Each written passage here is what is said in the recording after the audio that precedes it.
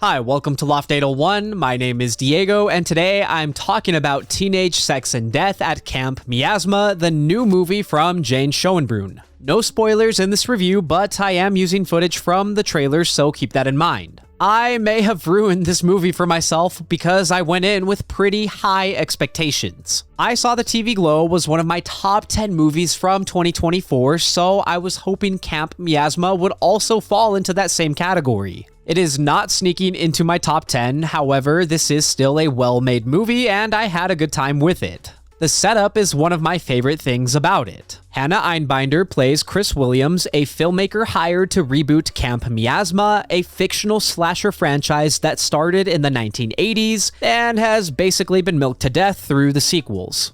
That feels relevant today. We've seen tons of slashers like Friday the 13th, Scream, Halloween, and everything in between get rebooted, resequeled, and none of it hits the same because these movies are now made for modern audiences. That's the history Camp Miasma has inside this movie. The clearest homage is obviously to Friday the 13th. Similar to the memorabilia for those movies, Camp Miasma also has a ton of stuff. Lots of old footage, references to previous installments, records, statues, figurines, toys, video games, and so much more. I didn't grow up in the 80s, but there is a nostalgic feeling to all of that memorabilia. If you hadn't guessed it, this is a meta-commentary sort of movie. I think in some moments it can be great.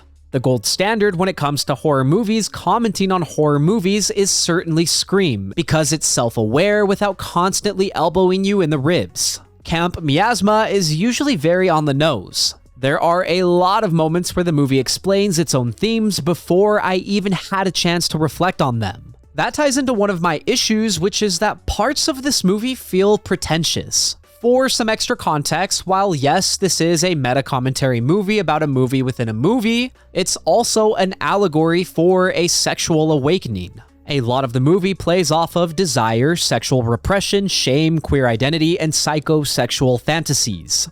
None of this is subtle, whether it's the visuals such as characters' longing gazes or the movie just flat out telling us this character is in a polyamorous relationship and feels awkward about sex. This director was hired to modernize the franchise and make it trans-friendly. This character can only orgasm to the idea of them dying. That lack of subtlety is why I preferred I Saw the TV Glow and how it handled similar themes of identity. That movie gave me room to wander around inside of it, like walking through a half-remembered dream from childhood. There was a mystery to it that encouraged me to unravel it. Because Camp Miasma lacks mystery, it really affects the tone. One scene wants to be surreal and psychologically heavy, another one wants to be funny, and then in the next scene, you're watching an extremely stylized slasher sequence with absurd amounts of blood flying everywhere. Some of those moments reminded me of the most hated movie from this year, Ice Cream Man, which I thought was decent. Again, the filmmaking here is good, and I'll get into that later. I just don't think all of the different personalities mesh well together. I really wish that this movie had been a lot more reserved and serious like I Saw the TV Glow. That said, one of the areas where this movie did capture some of that I Saw the TV Glow magic is in the visuals. There's a lot to admire, and some scenes are jaw-dropping. One of my favorite shots uses a painted forest backdrop. It intentionally looks artificial, but I love the way the cinematography frames our characters against it like an old school movie poster. Another really good sequence of scenes is from the POV of the Camp Miasma slasher Little Death. There's a lot of surrealness and absurdity to the scene, but I love how the camera is mounted to Little Death. We see some things from his little viewport, but we also see things where the camera is pointing right at him as he's stabbing kids all throughout the camp. I probably should mention that a lot of the stuff that we see related to Little Death is from footage within the Camp Miasma franchise. It'd be like if in Scream 7 we see footage of Ghostface from Scream 1 or Stab. Again, there's a ton of meta stuff going on with this movie. Unfortunately, not all of the visuals are great. There's a few effects that look cheesy, and I suspect parts of the camp were shot on a soundstage because certain exterior scenes have a very constructed quality to them. For example, it's freezing outside, but we never see any condensation from the characters breathing or from when they're speaking. Or even some parts of the snow look like styrofoam. That might be intentional with the whole movie within a movie aesthetic, but again, I just prefer the more naturalistic cinematography from I Saw the TV Glow. Performance-wise, Hannah Einbinder is easily the highlight for me. She's good throughout, but the final third is where she really gets to show what she can do. She nails the airy, dreamy, surreal final girl run. Even in moments where her face is caked in blood, her emotions really shine through with her facial expressions. Given her character's shyer nature in the first hour, I was surprised with how much she was able to showcase during the climax. In fact, I wouldn't be surprised if she got nominated for some sort of award. Gillian Anderson is also very good as Billy Presley, the actress playing the final girl from the first Camp Miasma film. Her character is a strange mixture of warmth, sadness, and unpredictability, and Gillian does a great job capturing those emotions.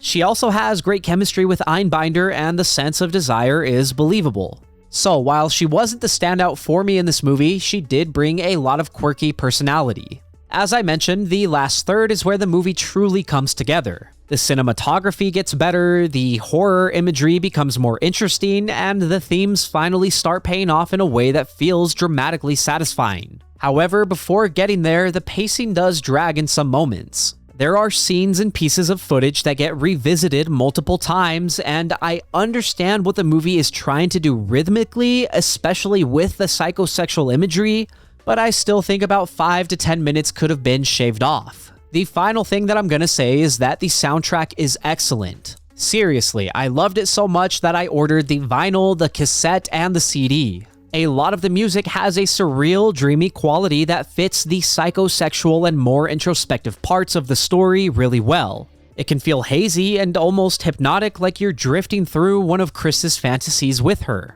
Then the movie will switch gears and bring in something much more aggressive, which works especially well when it leans harder into the slasher side of the story. I know I said I wasn't a fan of the flip-flopping tone, but the soundtrack does a good job of matching the tone. That said, the motto of this review is that I still preferred the more surreal and consistent tone of I Saw the TV Glow.